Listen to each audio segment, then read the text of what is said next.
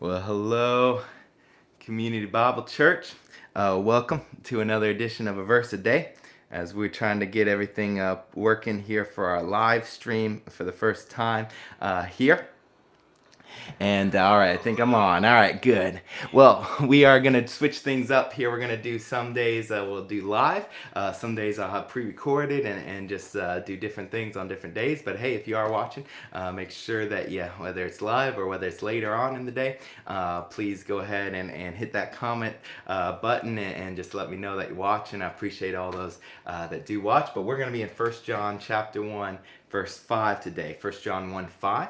And as we finished up the first four verses last week. Now, if you were here, just a quick summary, you can go back and watch those. But basically, John was just saying, hey, we've experienced things, we've seen things, we saw it made manifest, we saw flesh and bones put on something. And I think that's an important way to start, because much of the book of 1 John, and really John's whole writings, based on who his audience often was a little bit more philosophical, spiritual, in nature, but he wanted everybody to know that this is not just some spiritual truth that he's talking about. No, this is actually a message with flesh and bones on it. He was talking about a real person, Jesus Christ, who really died, and that is the crux of the matter. That's the whole point of it. And so he goes on now. In verse 5, he starts the main point of the book, and he really gets to the very heart of the issue, and then he explains this first major statement. But he says, this is the message we have heard from him and proclaim to you.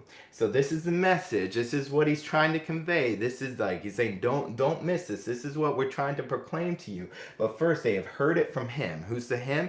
As we learned in the first few verses, it's from Jesus Christ. They saw Jesus Christ. They saw it made manifest from him, and now they proclaim it to us, which is the exact same thing we ought to be doing as Christians, right? We hear the gospel message, we believe the gospel message, and then we proclaim the gospel message. It's the exact same thing that the apostles were doing. It's the exact same thing that we ought to be doing as well. So here it is. So this is the message. We've heard from him. We proclaim to you. This is it.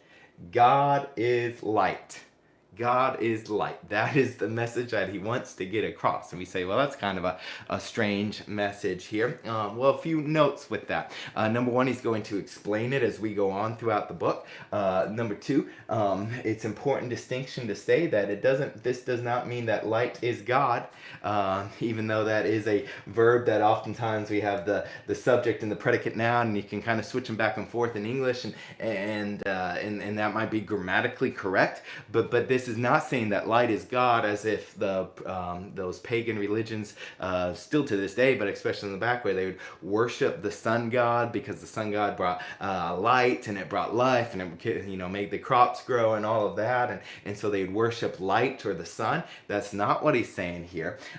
Just in the same way when it says in other parts of scripture where God is love, or God is holy, or God is just, those are attributes of God.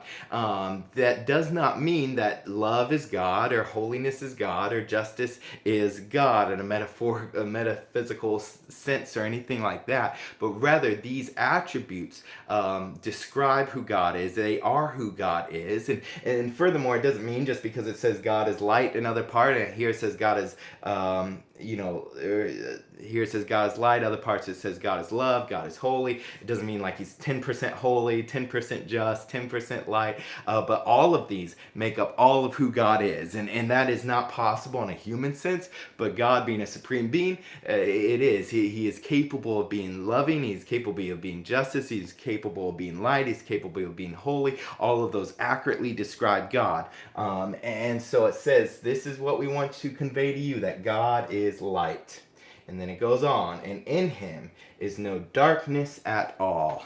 All right, which is almost self-explanatory. If he is light, there's no darkness. Just like we say there's no darkness on the face of the sun, right? Because it is light to us. In the same way that God is light and there is no darkness, because light and darkness cannot coexist. We know this even from preschool. One of the first things that we learn, if we have eyes to see the difference between light and dark, we know that there's a difference there and they don't go together. You cannot have half light, half dark. It's the one is going to overcome the other, and light always overcomes the darkness. Is one of the other passages that I mentioned last week that I wanted to take a moment just to read a couple verses out of it was John chapter 1, the Gospel of John chapter 1, not First John.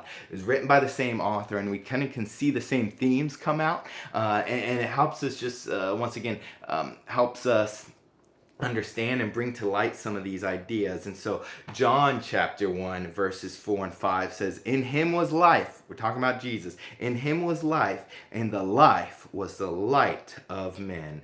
And the light shines in the darkness, and the darkness has not overcome it.